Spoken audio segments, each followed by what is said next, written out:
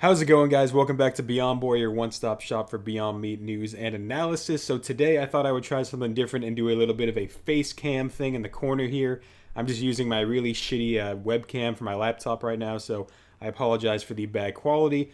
But yeah, so we're just going to see how it goes. Let me know if you guys like the face cam thing. I know a lot of people prefer it than, just staring at a screen and hearing a voice. So definitely let me know if you guys approve of it in the comments. So today, guys, we have two pieces of news here. The first, well, I guess actually kind of three if you count Beyond's new website they have here. So Beyond has a new website layout. And I gotta be honest, guys, I'm not really sure how I feel about it. To me, it just seems really noisy and just distracting. There's these constant videos looping here on the side. We have this text going across the screen. I don't know. I gotta say, I liked the simplicity of the old websites. Like this is just very distracting to me. I don't know, and just I don't know. It just looks ugly too to me. Just a lot of this looks really ugly, and it's really laggy too because again, there's so many videos playing and stuff, and just the new layout of all the categories here. The newsroom even looks weird. There's even some HTML type glitches happening and everything, which actually I think they might have fixed, but there were some thumbnails here that weren't loading. So I don't know, guys. What do you guys think of the new website? I don't know. I'm not a fan. I just think it's too much. It's too much in my opinion.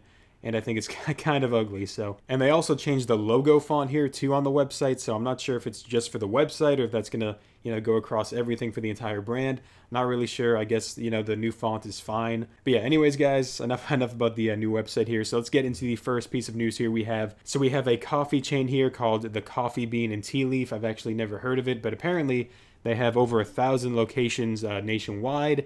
Although I believe this partnership is only for the California locations, unfortunately, because that just seems to be where the most demand is right now for the plant-based sector. So they're just, I guess, playing it safe, only doing it in California. So Coffee Bean and Tea Leaf, one of the world's leading roasters and retailers of specialty coffee and tea, today launched its fall seasonal menu that features a Beyond Meat breakfast sandwich, along with some other items as well. Plant-based items are exploding on menus nationwide as more than 50% of Americans incorporate more plant-based foods into their diet as a way to live a more balanced and sustainable lifestyle.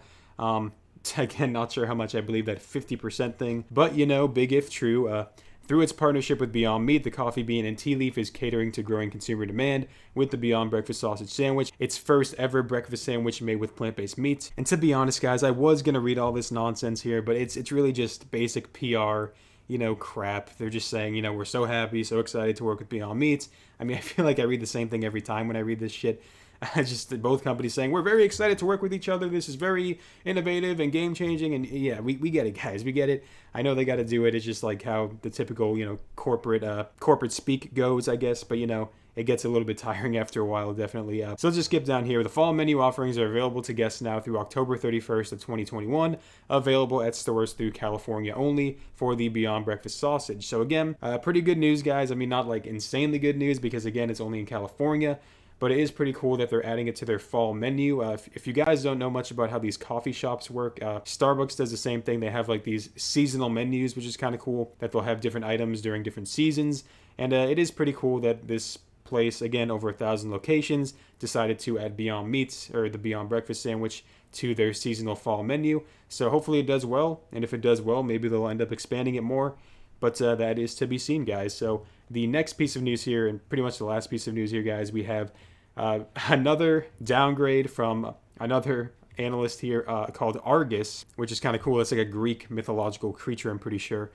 Cool name, but big yikes, big cringe on the downgrade here. And the reason in particular for the downgrade is because Beyond kind of had, conservative estimates for their third quarter guidance because they predicted that Delta might have an effect on it. So because of that, they hit him with a downgrade, and the stock dropped a little bit today, fell like 2.5%. The dip pretty much got bought up immediately, though. We wicked down to 120 here, and now we pretty much closed right below this support line, guys, that you always hear me talk about. This is my favorite support line here.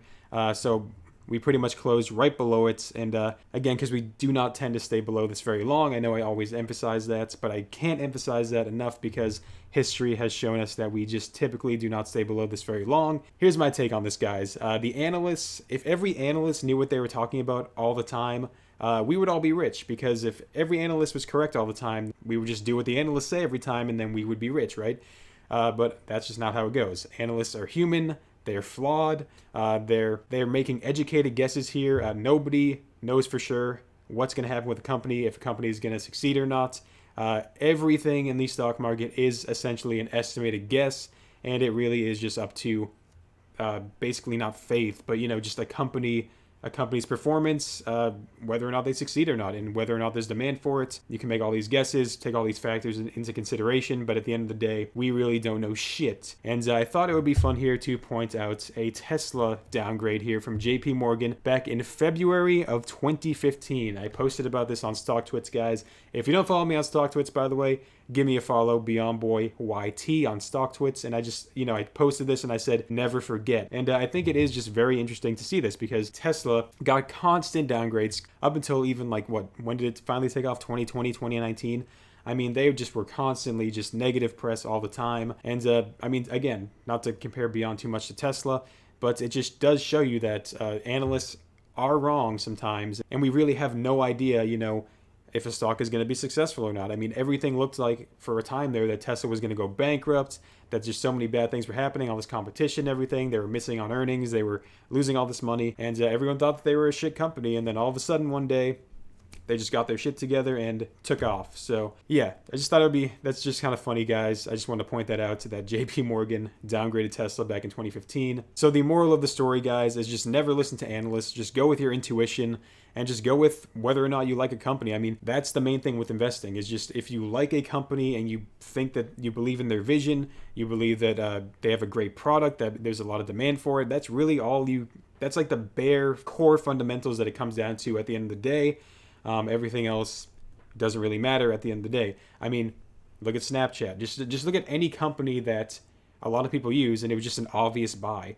A Snapchat, Square. I knew all these companies were really good buys. If I just had put some money in them, during the crash or whatever, which I know a lot of people, hindsight 2020, but even I knew Snapchat was undervalued at like $7. I was like, a lot of people use Snapchat. All my friends still use Snapchat, and yeah, I knew Snapchat was a good buy. I knew Spotify was a good buy, $70. I'm like, Spotify, everyone uses it, probably a good buy, and it was. I mean, and the same with Beyond Meat. A lot of people are using it. More and more people are using it. It's getting more and more restaurants. I mean, getting more and more adoption. So yeah, guys, just look at the world around you. Look at the world around you. Look what people are doing. Look what consumers are buying, and just follow the money. Follow the money. It's pretty simple, guys. But anyways, that's pretty much gonna do it for this video, guys.